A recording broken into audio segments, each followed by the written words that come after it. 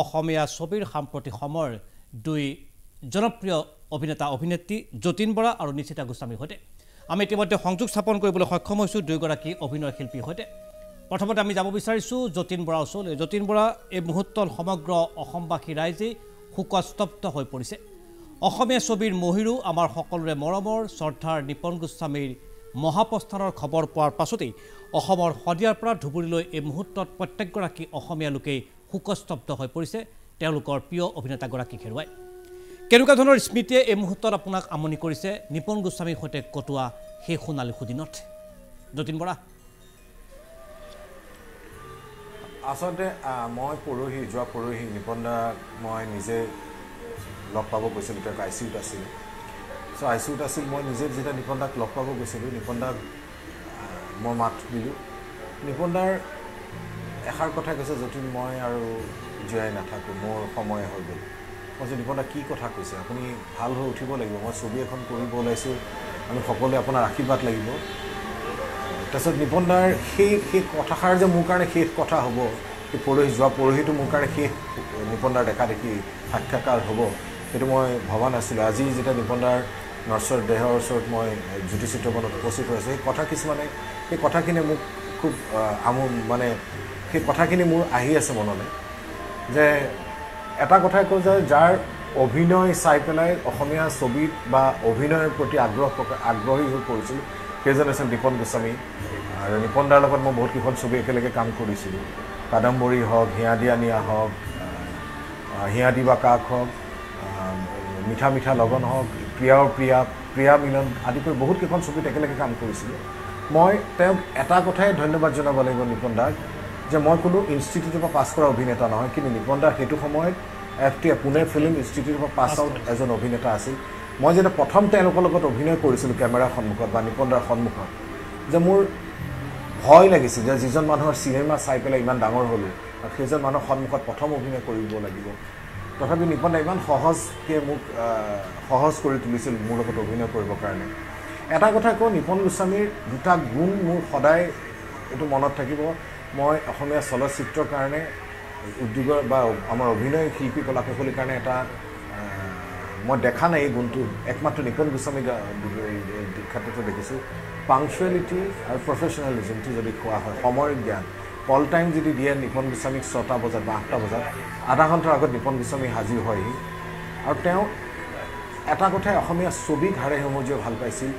নিপন গোস্বামীয়ে ব্যক্তিগতভাৱে কি লাভালাভ হৈছে মই নাজানো, কিন্তু অসমীয়া ছবিক এজন জীৱনটো তেওঁ ইমান বছৰে জীৱনটোক অভিনয় নামতে তেওঁ উৎসৰ্গা কৰিলে, আৰু সেইকাৰণে আজি সদৌ অসমবাসী ৰাইজ মৰ্মাহত হৈছে। মই ব্যক্তিগতভাৱে এটা কথাই কওঁ যে নিপন গোস্বামী এটা নামেই নহয়, এটা অনুষ্ঠান, আৰু নিপন দাৰ পৰা আমি শিকিবলগীয়া বহুত আছিল, আৰু এটা অনুষ্ঠান হয় নিপন গোস্বামী, আৰু নিপন দা আত্মাই চিৰশান্তি লাভ কৰি তাকে কামনা কৰিছোঁ। হয়, যতীন বৰা, নিপন গোস্বামী এটা অনুষ্ঠান। আপুনি লাইনত থাকিব, খন্তে সময়ৰ পিছতে মই পুনৰ আপোনাৰ ওচৰলৈ আহিম। আমি যদি জ্যোতিচিত্ৰমন্ত্ৰীয়ে ইতিমধ্যে সংযোগ স্থাপন কৰিবলৈ সক্ষম হৈছোঁ অসমীয়া ছবিৰ আন এগৰাকী জনপ্ৰিয় অভিনয় শিল্পী নিশিতা গোস্বামীৰ সৈতে। নিশিতা গোস্বামী প্ৰকাশৰ ভাষা নাই, প্ৰত্যেকগৰাকী লোকেই এই মুহূৰ্তত শোকস্তব্ধ হৈ পৰিছে।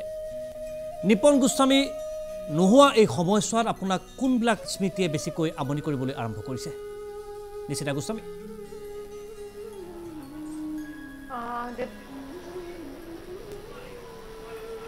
হয় দেৱজিতা, আচলতে নিপন দাৰ লগত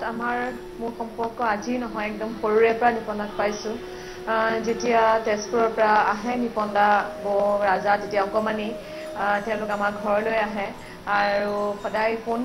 কৰি আমি তেতিয়া জাগিৰোডত থাকোঁ। আমিও তেতিয়া সৰু স্কুলত পঢ়ি আছোঁ, আৰু নিপন দাই ফোন কৰি মাক কয়, নলা আজি গৈ আছোঁ ভাত খাবলৈ, মাছ ৰান্ধি থবা। তেতিয়া মাৰ হোৱা দোৱা লাগি যায়। দেউতাই গৈ পেলাই মাছ লৈ আহেগৈ, দুবিধ মাছৰ আঞ্জা ৰান্ধে মায়ে। গতিকে তেনেকুৱা ধৰণৰ স্মৃতি বহুতো আছে। যেতিয়া আমাৰ ঘৰলৈ আহে, মই আৰু মোৰ ভণ্টি ৰৈ থাকোঁ, কাৰণ নিপন দাহঁতে যেতিয়া আমাৰ ঘৰলৈ আহে ইমান ডাঙৰ পেকেট এটা লৈ আহে, তাত চকলেট, কেক চব থাকে। ৰাজা দৌৰি আহে, সৰু অকণমানি তেতিয়া। গতিকে তেতিয়াৰ পৰাই আমাৰ এক সম্পৰ্ক, আৰু খুব সুন্দৰ সম্পৰ্ক। শ্বুটিংবোৰলৈ আমি আগতে সৰু থাকোঁতে যাওঁ, য'ত মা আৰু নিপন দাই অভিনয় কৰে একেলগে। শ্বুটিং চাওঁ গৈ পেলাই বহোঁগৈ। আৰু মই যেতিয়া ডাঙৰ হ'লোঁ, অভিনয় জগতত খোজ দিলোঁ, নিপন দাৰ লগত খুব সুন্দৰ কেইখনমান ছবি কৰিলোঁ। অসমীয়া ৰাইজে মৰম কৰা এখন ছবি হৈছে কাদম্বৰী ছবি অভিনয় কৰিলোঁ য'ত যতীন দাও আছে য'ত নিপন দা আছে নিপন দাৰ পৰা বহুতো কথা শিকিলোঁ নিপন দাৰ গোটেই কৰ্ম গোটেই কেনেকৈ কাম কৰে সেই বস্তুবিলাকে খুব আমাক আকৰ্ষিত কৰিছিলে নিপন দাৰ লাইফটো খুব ডিচিপ্লিনড আছিলে খুব পাংচুৱেল আছিলে আৰু তাৰ মাজতে কিন্তু খুব ধেমেলীয়াও আছিলে নিপন দাই খুব ধেমালিও কৰিছিলে খাই ভাল পায় খুব মাছ খাই খুব ভাল পায় গতিকে তাৰ পাছত জিলমিল জোনাক কৰিছোঁ য'ত আকৌ যতীন দাই আছে মই কিন্তু নিপন দাৰ বোৱাৰী হৈছিলোঁ তাৰ পাছত আৰু এখন ছবি কৰিলোঁ যিখন ছবিত ৰিলিজ নহ'ল আচলতে তাত মই নিপন দাৰ হিৰইন হৈ পেলাই ওলাইছিলোঁ গতিকে মোৰ সৌভাগ্য যে মই তেখেতৰ লগত অভিনয় কৰিবলৈ সুযোগ পালোঁ বহুতো কথা শিকিলোঁ আৰু মই ইতিমধ্যেই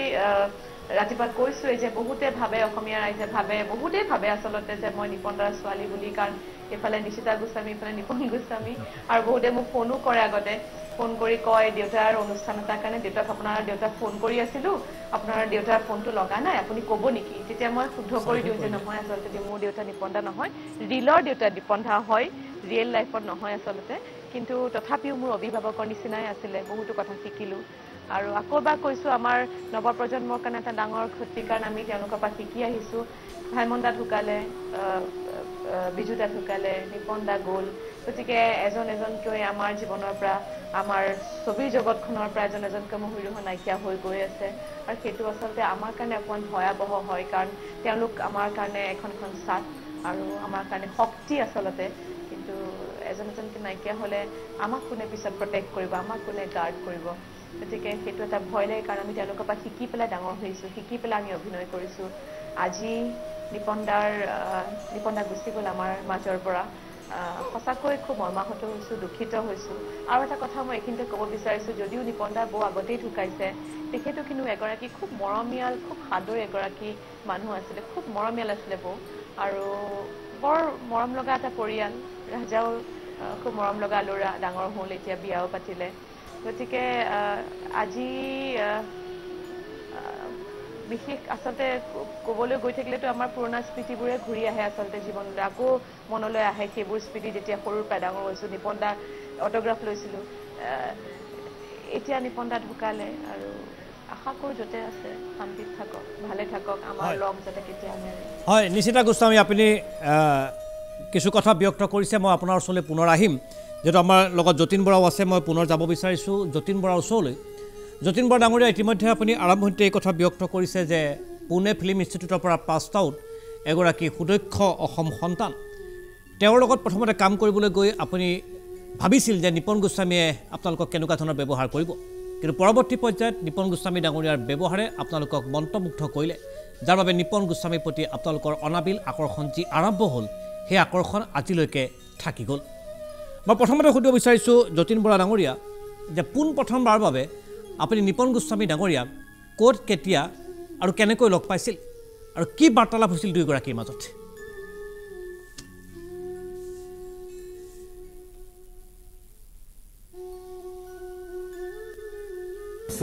তেওঁক এখন ছবিত চিৰিয়েলত এইটো 90s কথা বিজু ফুকনৰ পৰিচালনাত দেউতা চিৰিয়েলখনত মই তেওঁৰ লগত একেলগে কাম কৰিছিলোঁ আৰু সেয়া মোৰ প্ৰথম বিজু ফুকনে মোক তেতিয়া চিনাকি কৰি দিছিল এইটো উঠি অহা ল'ৰা কাম কৰিব ওলাইছিল আৰু নিপন গোস্বামীৰ লগত প্ৰথম মোৰ শ্বট আছিল সেয়াই মোৰ প্ৰথম চিনাকি নিপন গোস্বামীৰ লগত মই প্ৰথম দিনা ভয় খাইছিলোঁ নিপন দাৰ লগত অভিনয় কৰি যেতিয়া চকুলে চাই অভিনয় কৰিবলগীয়া হৈছিল তেতিয়া নিপন দাৰ আৰু এটা নিপন দাৰ খুব ভাল গুণ আছে সেইদিনা নিপন দাৰে মোৰ ফাৰ্ষ্ট ডে শ্বুটিঙত নিপন দাৰো সংলাপ আছে মোৰ সংলাপ আছে আমাৰ যথেষ্ট দীঘল সংলাপ আছিল মই বাৰে প্ৰতি ভুল কৰিছোঁ নিপন দাৰ সন্মুখত যেতিয়া ডাইলগ ক'বলগীয়া হৈছিল মই নিপন দাৰ ডাইলগটো ঠিকেই কিন্তু নিপন দাৰ মুখেৰে যেতিয়া চাওঁ মই সংলাপবিলাক পাহৰি গৈছিলোঁ নাৰ্ভাছ হৈছিলোঁ বহুত কেইবাৰ মই এন জি শ্বট যিটো শ্বুটিঙৰ ভাষাত এন জি মাৰিবলগীয়া হৈছিল তেতিয়া নিপন দাই মোক ইমান সহজভাৱে মোক বুজাইছে যে চোৱা শ্বুটিং এইটো তুমি ভাবি নল'বা যে মই নিপন গোস্বামী মোক সহজ কৰি তুলিছিল আৰু মোৰ তেতিয়া অভিনয় কৰিবৰ কাৰণে সহজ হৈ পৰিছিল নিপন গোস্বামীৰ লগত তেওঁৰ এটা গুণ মই আচৰিত পাওঁ মানে ইমান দীঘল সংলাপ মুখত দুবাৰ চাই তেওঁ মই এইটো বহুতৰে মই দেখা নাই হয়তো মোৰ ক্ষেত্ৰত মোৰ কাৰণে সম্ভৱ নহয় তেওঁ 2-3 পেজ ডাইলগ এনেকৈ দুবাৰ পঢ়িয়ে মুখস্থ মাৰি লাইন বাই লাইন তেওঁ সংলাপটো ক'ব পৰা গুণ এইটো সঁচাই নিপন দাৰ কাৰণে নিপন দাৰ এইটো গুণটো মই মানিবলগীয়া আৰু তেওঁ লাইন আমি সংলাপটো কেতিয়াবা বনাই ক'বলগীয়া হয় কিন্তু নিপন দাৰ ক্ষেত্ৰত দেখিছোঁ লাইন বাই লাইন সংলাপটো ঠিকেই ক'ব আৰু মুখস্থটো ইমান সুন্দৰকৈ সোনকালে হয় এইটো আৰু নিপন দাৰ ক্ষেত্ৰত মানে অদ্বিতীয় বুলি ভাবোঁ মই নিপন দাৰ মই দেখা নাই এনেকুৱা ধৰণৰ সংলাপ 2-3 পেজ অলপ ইমান কম সময়ৰ ভিতৰতে ক'ব পৰা অভিনেতা আৰু মই এটা কথাই কওঁ যে কল টাইম মেইনটেইনটো যে আমাৰ অভিনেতা অভিনেত্ৰীসকলক কল টাইম আমি সদায় মেইনটেইন নহয় যেতিয়া এটা প্ৰডাকশ্যনৰ যেতিয়া ৰাতিপুৱাৰ পৰা যিটো কল টাইম দিয়ে তাৰ পৰা কামটো ষ্টাৰ্ট হয় কিন্তু সকলো মই দেখিছোঁ নিপন দা একমাত্ৰ অভিনেতা যিয়ে কল টাইমৰ আধা ঘণ্টাৰ আগত আহি লোকেশ্যনত হাজিৰ হয় আৰু কোনো মই এটা কথা ভাবোঁ যে প্ৰডাকশ্যনৰ কাৰো পৰচৰ্চা কৰা মই নিপন গোস্বামীক দেখা নাছিলোঁ কাৰোবাৰ কথা কোনোবা নতুন অভিনেতা অভিনেত্ৰীৰ কথাও যদি আমি কওঁ নিপন দা এনেকুৱা কৰিছে নাই তেওঁ নতুন অভিনেতা খুব ভাল কাম কৰিছে আৰু খুব এনকাৰেজ কৰিছিল নতুন অভিনেতা অভিনেত্ৰী কাম কৰিবৰ কাৰণে তেওঁলোকক আৰু কেতিয়াও মই কাৰো কথা বেয়াকৈ কোৱা মই শুনা নাছিলোঁ সদায় মানুহটো পজিটিভ এটা ভাইব লৈ তেওঁ ছেটত কাম কৰি থাকে আৰু সেই ক্ষেত্ৰত নিপন দা সঁচাই অদ্বিতীয় যতীন বৰা মই আপোনাৰ ওচৰলৈ আহিম কিন্তু মই এটা বিশেষ বিষয়বস্তু আপোনাৰ মাজলৈ লৈ যাব বিচাৰিছোঁ যে নিপন গোস্বামী ছবিৰ তালিকাখন বৰ দীঘল প্ৰায় 90খনৰো অসমীয়া ছবিত তেওঁ অভিনয় কৰি থৈ গ'ল আৰু তাৰে বহুকেইখন ছবি জনপ্ৰিয় আমি যদি ককা দেউতা নাতি হাতী কথাই কওঁ আজলি নবুৰ কথাই কওঁ শকুন্তলা শংকৰ যোচেফ আলীৰ কথাই কওঁ এখন দীঘলীয়া তালিকা তেখেতৰ সফল ছবি জনপ্ৰিয় ছবিৰ তালিকাখন এগৰাকী অভিনেতা হিচাপে এগৰাকী ছবি পৰিচালক হিচাপে যতীন বৰাৰ দৃষ্টিত নিপন গোস্বামীৰ শ্ৰেষ্ঠ ছবি কোনখন আপুনি কেনেকৈ বিশ্লেষণ কৰিব বিচাৰিব তেওঁৰ এই সামগ্ৰিক যাত্ৰাটো মই এটা কথাই কওঁ দেৱজিৎ মই এটা কথাই কওঁ যে নিপন গোস্বামী যিটো সময়ত নায়ক হিচাপে কাম কৰি আছিল তেতিয়া হাৰ্ডলি তেখেতৰ বয়স 40 to 41 মান হ'ব সেইটো এজন অভিনেতা কাৰণে খুব টান কাম কিন্তু আৰু সেই ক্ষেত্ৰত নিপন গোস্বামীয়ে যেতিয়া নায়কৰ চৰিত্ৰত অভিনয় কৰি আছিল জীৱন সুৰভি হওক নয়নমণি হওক ঘৰ সংসাৰ হওক যিমান ছবি নায়কৰ চৰিত্ৰত অভিনয় কৰি তেওঁ সেইটো ইমান কম এজত ককা দেউতা নাতি হাতী এটা কেৰেক্টাৰ ৰোলত তেওঁ যেতিয়া অভিনয় কৰিছে মইতো সেইটো এজন অভিনেতাৰ কাৰণে খুব টান কাম কিন্তু আৰু সেই চৰিত্ৰটো ইমান সুন্দৰভাৱে তেওঁ কৰিলে তেওঁ বয়সতকৈ দুগুণ বেছি এটা কেৰেক্টাৰ ককা দেউতাৰ চৰিত্ৰত অভিনয় কৰিলে আৰু সেই ক্ষেত্ৰত মই ভাবোঁ নিপন দাই এইটো এটা আদৰ্শ বুলি ক'ব লাগিব জেনেৰেলি অভিনেতা অভিনেত্ৰীয়ে নায়কৰ চৰিত্ৰত কৰি থাকে ককা দেউতাৰ চৰিত্ৰত অভিনয় কৰিবৰ কাৰণে সাহস কৰাটো মই ভাবোঁ নিপন দাৰ ক্ষেত্ৰতে মই প্ৰযোজ্য আৰু নিপন দাই আৰু সেই চৰিত্ৰটো ইমান সুন্দৰভাৱে উপস্থাপন কৰিলে আমিতো ভাবিবই নোৱাৰোঁ এনেকুৱা ধৰণৰ চৰিত্ৰত অভিনয় কৰাৰ কথা মানে ইমান সুন্দৰ অভিনয় কৰাটো আৰু নিপন দা এটা গুণ মই মানিব লাগিব মই মাজতে সুধিছিলোঁ যে তেওঁ অসমৰ পৰা গৈ যেতিয়া ফাৰ্ষ্ট মই ভাবোঁ তেওঁ পুনে ফিল্ম ইনষ্টিটিউটৰ পৰা পাছ আউট এজন অভিনেতা তেওঁ গোটেই জীৱনটো কিন্তু তেওঁ বাহিৰত থাকি পেলাই তেওঁ ষ্ট্ৰাগল কৰি পেলাই বম্বেত ষ্টাব্লিছ হ'ব পাৰিলেহেঁতেন কিন্তু তেওঁ অসমীয়া ছবিৰ প্ৰতি যিটো টান থাকিল অসমখনৰ প্ৰতি যিটো টান তেওঁক টানি আনিলে আৰু অসমৰ ইমান বছৰ ইমান সুন্দৰ কাম অসমীয়া ছবিক উপহাৰ দিলে যিটো সময়ত নিপন গোস্বামী অভিনয় জগতত আহিছিল সেইটো সময়ত অভিনয়টো প্ৰফেশ্যনেল হিচাপে লোৱাটো খুব ডাঙৰ কথা আছিল সেই সময়ত নিপন দাই নিজৰ অভিনয়টো প্ৰফেশ্যন হিচাপে লৈ পেলাই বিজু দা নিপন দাহঁতে আমাৰ কাৰণে এটা ৰাস্তা মুকলাই থৈ গ'ল মোৰ অনুভৱ হয় যতীন বৰা লাইনত থাকিব মই যাব বিচাৰিছোঁ নিশিতা গোস্বামীৰ ওচৰলৈ নিশিতা গোস্বামী এটা বিশেষ বিষয় মই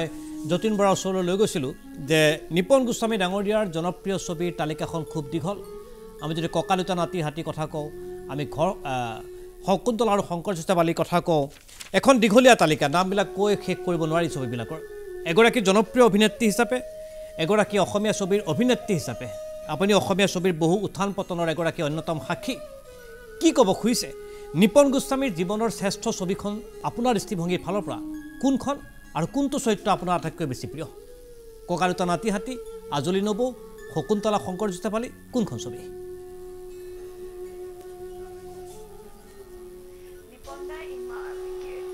নিপন দাৰ ছবি তালিকাখন ইমান দীঘল আৰু নিপন দাই কৰা প্ৰতিখন ছবিয়ে চাগৈ মানে অধিকাংশ ছবিয়ে মানুহৰ ৰাইজৰ মনত আছে বা ৰাইজে জানে বা পপুলাৰ হয় আৰু তেখেতৰ গানবোৰো সাংঘাতিক পপুলাৰ হয় আমি প্ৰাগ চিনে এৱাৰ্ডত আমি মোৰ মনত আছে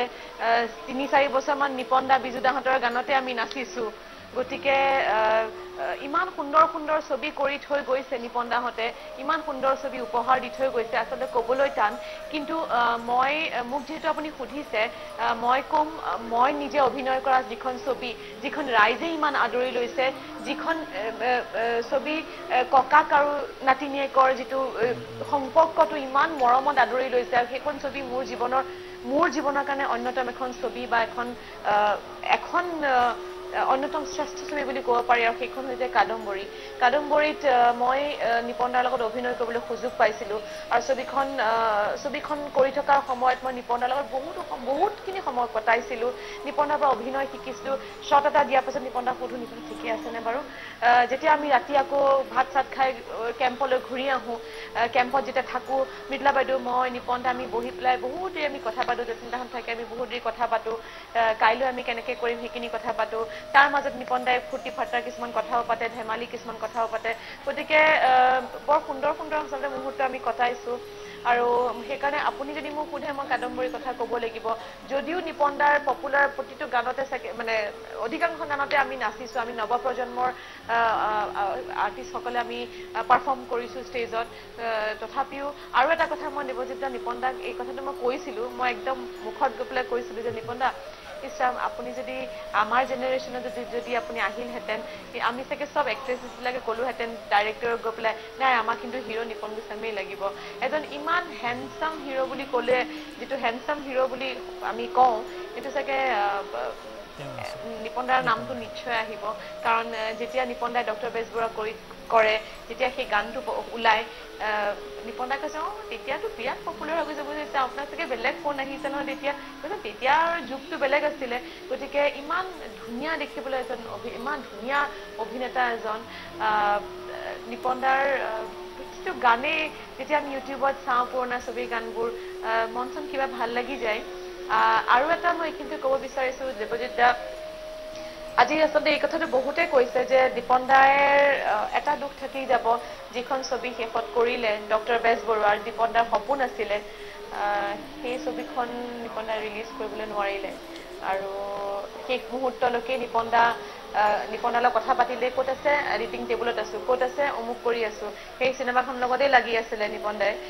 কিন্তু ছবিখন আৰু খুব সুন্দৰ এখন ছবি বনাইছোঁ বুলি নিপন দাই ধুনীয়াকৈ কৈছিলে কিন্তু ৰিলিজ কৰিব নাপালে সেইটো চাগে দুখ অকল নিপন দাৰ পৰিয়ালে নহয় আমি সকলোৱে পাইছোঁ আৰু সেইখন যদি প্ৰিমিয়াৰটোত যদি নিপন দা নিজে থাকিলেহেঁতেন নিশ্চয় চাগে তেওঁ খুব সুখী হ'লহেঁতেন চাগে গতিকে সেইখন ছবি আকৌ সেই আগৰ ডক্টৰ বেজবৰুৱা এতিয়া ডক্টৰ বেজবৰুৱা আকৌ নিপন দাই নিজে বনাইছে সেইটো এটা ডাঙৰ কথা আৰু খালি সেইটোৱে দুখ থাকি যাব যে চিনেমাখন ৰিলিজ নিজে কৰিবলৈ নোৱাৰিলে হয় মই নিশিতা গোস্বামী আপোনাৰ ওচৰলৈ পুনৰ আহি মই যাব বিচাৰিছোঁ যতীন বৰাৰ ওচৰলৈ যতীন বৰা ডাঙৰীয়া আপুনি ইতিমধ্যে নিপন গোস্বামীৰ লগত কটোৱা সেই সোণালী সুদিনৰ সমগ্ৰ ব্যাখ্যা আগবঢ়াইছে নিপন গোস্বামীৰ পৰা আপুনি জীৱনত কি শিক্ষা লাভ কৰিবলৈ সক্ষম হ'ল আটাইতকৈ কি বেছি শিকিলে নিপন গোস্বামীৰ পৰা মই এইটো কথাই কওঁ যে তেওঁ প্ৰফেশ্যন আৰু পাৰ্চনেল লাইফটো একেষৰীয়া এটা কৰি নেপেলায় তেওঁ ঘৰুৱা কিবা সমস্যা হ'লেও বিভিন্ন ক্ষেত্ৰত মই দেখিছোঁ ঘৰুৱা কিছুমান সমস্যা হ'লেও তেওঁ বা কিবা ফাইনেন্সিয়েলিও যদি কিছুমান প্ৰব্লেম হয় যেতিয়া কেৰেক্টাৰ এটা কৰি থাকে সেই কথাখিনি ৰিফ্লেক্ট নকৰে অভিনয় কৰি থাকিলে তেওঁ মেকআপ লৈ থকাৰ পৰা তেওঁ এটা কেৰেক্টাৰত যেতিয়া সোমাই পৰে আৰু মই অলপ আগতে কৈছোঁ যে পাংচুৱেল প্ৰফেশ্যনেলিজিম যিটো কথা কৈছোঁ পাংচুৱেল কল টাইম যিমান অসুবিধা নাথাকক তেওঁ বেলেগ ক'ৰবাত যাওক আপুনি যদি নিপন গোস্বামীক 8টা বজাত ৰাতিপুৱা 8টা বজাত কল টাইম দিছে 8টাৰ আধা ঘণ্টাৰ আগত তেওঁ হাজিৰ হয় আৰু মই এটা কথাই কওঁ যে অকল পে'মেণ্ট বা ৰেমুনাৰেশ্যন লোৱাটোকে প্ৰফেশ্যনেলিজিমটো নুবুজায় কামটো কিমান সততাৰে কিমান কামটো কৰিব পাৰোঁ আৰু সেই ক্ষেত্ৰত মই ভাবোঁ নিপন গোস্বামীৰ পৰা শিকিবলগীয়া বহুত আছে প্ৰফেশ্যনেলিজিমেই হওক বা টাইমক পাংচুৱেলিটিটো যিটো যথেষ্ট আছে আৰু কেৰেক্টাৰৰ ক্ষেত্ৰত খুব হাঁহি ফূৰ্তি কৰি থাকে খুব টেনশ্যন এটা লৈ পেলাই কাম কৰি নাথাকে খুব এনজয় কৰি ইউনিটিৰ লগত এনজয় কৰি পেলাই কামটো কৰে কাৰণে নিপন দাৰ চৰিত্ৰবিলাক খোল খাই গৈ থাকে সেইটো এটা নিপন দাৰ ডাঙৰ গুণ বুলি ক'ব লাগিব ধন্যবাদ যতীন বৰা আপুনি এইখিনি সময় আমাক দিয়াৰ বাবে মই যাব বিচাৰিছোঁ শেষবাৰ কাৰণে নিশিতা গোস্বামীৰ ওচৰলৈ নিশিতা গোস্বামী একেটা প্ৰশ্ন মই আপোনাক সুধিব বিচাৰিছোঁ এগৰাকী অগ্ৰজ এগৰাকী সফল অভিনেতা হিচাপে নিপন গোস্বামীৰ পৰা আপুনি এই জীৱনৰ এই বিশেষ সময়ছোৱাত কি শিক্ষা লাভ কৰিবলৈ সক্ষম হ'ল আপুনি কি শিকিলে জীৱন গোস্বামী জীৱনৰ পৰা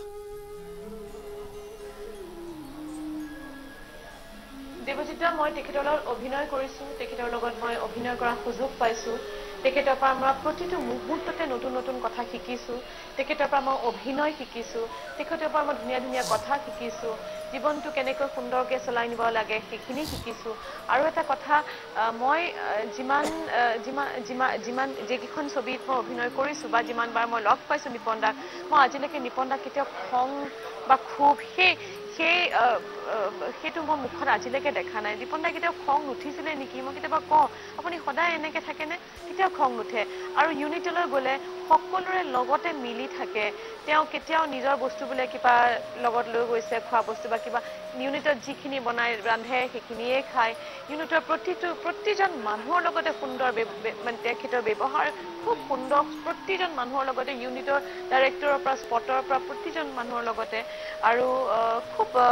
অমায়িক এজন অভিনেতা আছিলে নিপন দা সকলোকে এনেকৈ কথা পাতিছিলে এনেকৈ নমস্কাৰ কৰি কথা পাতিছিলে সেইবোৰ ভংগীমা মোৰ মনত আছে আচলতে নিপন দা গতিকে এজন বৰ মৰম লগা স্বভাৱৰ ব্যক্তি এজন আছিলে যিজন ব্যক্তি এনে এজন অভিনেতা যিজন অভিনেতা চিৰসেউজ অভিনেতা যিজন অভিনেতা চাগে আমি কেতিয়াও আকৌ দ্বিতীয়জন নিপন গোস্বামী চাগে নোলাব গতিকে এখন ইনষ্টিটিউশ্যন আছিলে নিপন গোস্বামী বুলি ক'লে আৰু ডাঙৰ ক্ষতি আমাৰ সকলোৰে বাবে আমাৰ ছবি জগতৰ বাবে ডাঙৰ ক্ষতি আৰু সেই ক্ষতি বিজুদা ঢুকাওঁতেও তেনেকুৱাই হৈছিলে যে এটা ডাঙৰ ক্ষতি নাই ভেকিউম হৈ গৈছে আৰু আজি নিপন দা ঢুকালে ভাইমন দাও ঢুকোৱা সময়তো তেনেকুৱা ফিল হৈছিলে গতিকে আমাৰ এনেকুৱা ধৰণৰ আমাৰ অভিভাৱক স্বৰূপ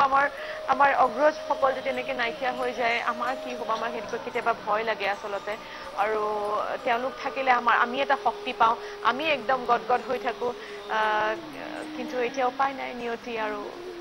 নিপন দাৰ স্বাস্থ্যও ভালে নাছিলে কিন্তু সেয়াই ভগৱানৰ ওচৰত প্ৰাৰ্থনা জনাম নিপন দা য'তে থাকে যাতে সুস্থ হৈ থাকে আৰু যাতে আমাক সদায় আমাৰ লগত থাকে আমাক যাতে সদায় চাই থাকে তাকে আশা কৰিম হয় ধন্যবাদ নিশিতা গোস্বামী আপুনি এইখিনি সময় আমাক দিয়াৰ বাবে আৰু সেয়া আছিল নিশিতা গোস্বামী আৰু যতীন বৰা